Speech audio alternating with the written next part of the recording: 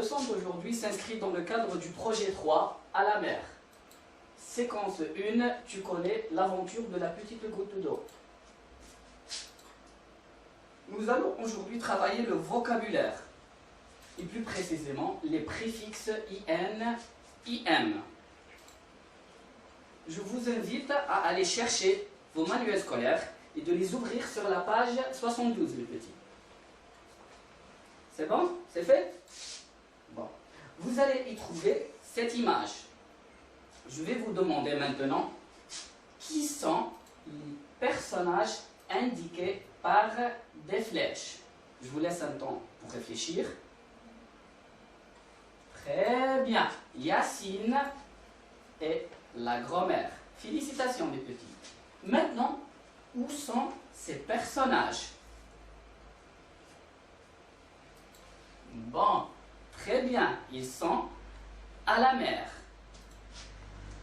Maintenant, je vais vous demander d'essayer de me nommer les objets indiqués avec des flèches rouges. Nous avons ou bien un objet, une flèche, 2, 3, 4 et 5. Je vous donne un petit temps pour réfléchir.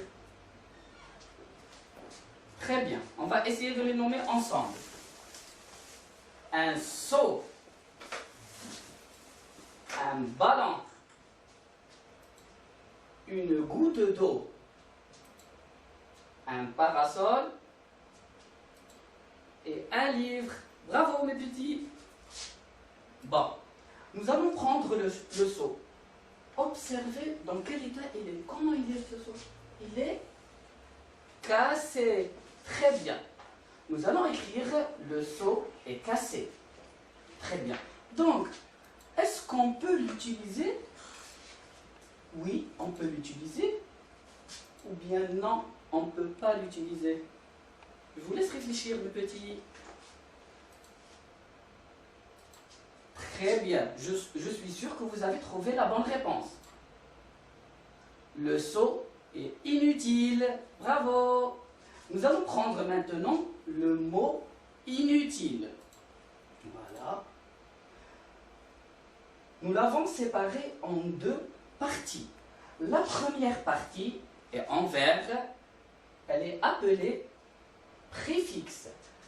Quant à la seconde partie, est appelée radicale. Très bien. Pour être plus clair, les enfants, le préfixe est une syllabe qu'on ajoute avant le radical pour former un sens contraire ou opposé. D'accord?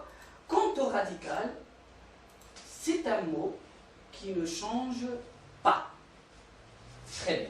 Je vous donne à titre d'exemple le mot utile, inutile. On a ajouté le préfixe IN pour former le contraire. Maintenant, est-ce qu'il est possible de le remplir avec de l'eau? Possible. Est-ce que je peux le remplir?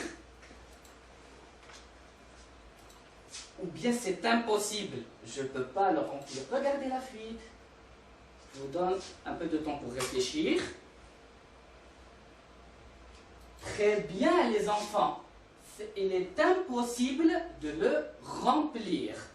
Regardez qu'est-ce que j'ai fait. J'ai séparé le mot en deux, comme le mot précédent. Regardez, nous avons le préfixe et le radical. Mais pourquoi avoir ajouté IM? Bon, vous avez remarqué que le P est en bleu, les enfants. Bon, donc, la règle dit que les mots qui commencent par le P et le B et le M prennent IM pour former le contraire, mes petits. Très bien, bravo. Pour finir, les préfixes IN et IM sont des syllabes qu'on ajoute au début de certains mots pour former un sens contraire ou opposé. Le préfixe IM est placé devant les mots qui commencent par M, P et B. Très bien. À titre d'exemple, connu, inconnu. Buvable, il y a le P. Imbuvable. Très bien, mes petits. On passe à l'application. J'ai choisi une application qui est sur votre manuel scolaire. Je vous invite à aller à la page 73, à l'activité 2 qui est tout en bas. Bon, elle est accessible chez toi. Alors, mes petits, la consigne est: écris dans ton cahier le contraire des mots suivants. Essayez de lire le mot, s'il vous plaît, les enfants. Acceptable. Achevé, ça veut dire que c'est terminé. Attendu. Praticable. Pardonnable. Je vous donne un temps pour réfléchir, les enfants. Allez-y, faites vite, vite, vite, vite, vite. Avec le crayon, s'il vous plaît, sur vos livres, vos manuels scolaires. Très bien. Vous avez terminé, c'est bon? Très bien. La réponse est inacceptable. IN.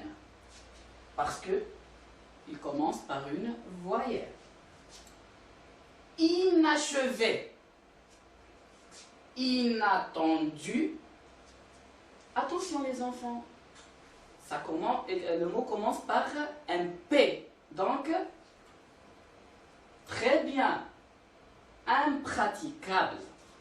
Et pour finir, impardonnable. Très bien. Ainsi s'achève cette leçon. J'espère que vous avez bien compris et bien suivi le cours. Au revoir mes petits. لا تنسوا الاشتراك في القناة، الضغط على الجرس، الإعجاب بالفيديو.